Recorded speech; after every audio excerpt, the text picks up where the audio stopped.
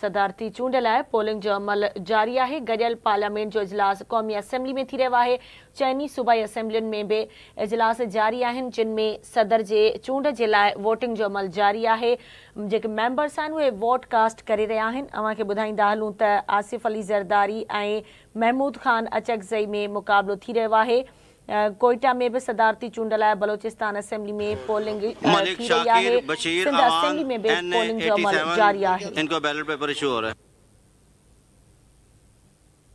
पाकिस्तान जो 14 सदर चूंडियो पियो वञे। सेनेटर शफीक तरीन महमूद खान अचकज़ई जो पोलिंग एजेंट मुक़ररु कयो वियो आहे, जॾहिं त शेरी रहमान जेका आहे त उहा आसिफ अली ज़रदारी जी पोलिंग एजेंट मुक़ररु थियल आहे।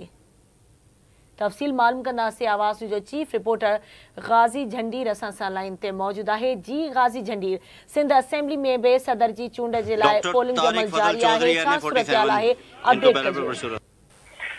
जी बिल्कुल, सिंध असेंबली जे ऐवान में पोलिंग वारो अमल जारी है। सदारती चूंडुनि के हवाले से वोटर पंहिंजे वोट जो हक़ इस्तेमाल करन पिया। सुबह जो 10 वगे धारे सिंध असेंबली जो जेको ऐवान है उनके पोलिंग स्टेशन जो दर्जो ॾेई पोलिंग वारो अमल शुरू किया वियो है। हींअर लगभग मेंबर अक्सरियती मेंबर पंहिंजे वोट जो हक़ इस्तेमाल करे चुका आहिनि।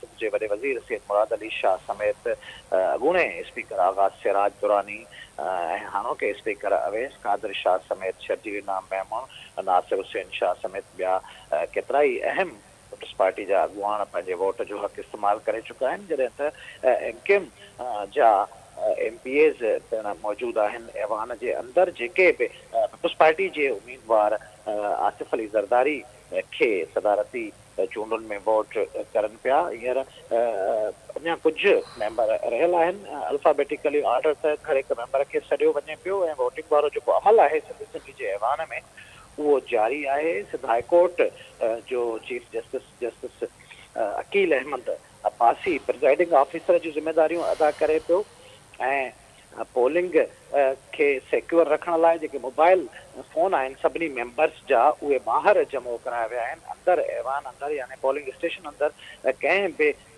मेंबर के या वोटर के मोबाइल फोन खणी वञण जी इजाज़त न आहे। सिक्योरिटी के हवाले से इंतहाई सख़्त इंतज़ाम आहिनि। सिंध असेंबली जो जेके विज़िटर्स पासूं आहिनि उहे मुकमल तौर ते रद्द कयल आहिनि। रुगो मीडिया जे मख़सूस रिपोर्टर्स ऐं कैमरामैननि के पासिस इशू कई वयूं आहिनि। इन खां सवाइ जेके वोटर आहिनि चूंडियल असेंबली मेंबर उहे ई ऐवान जे अंदर मौजूद आहिनि। 4 वगे ताईं वोटिंग वारो अमल जारी रहंदो, उन खां पोइ ॻणप शुरू कई वेंदी।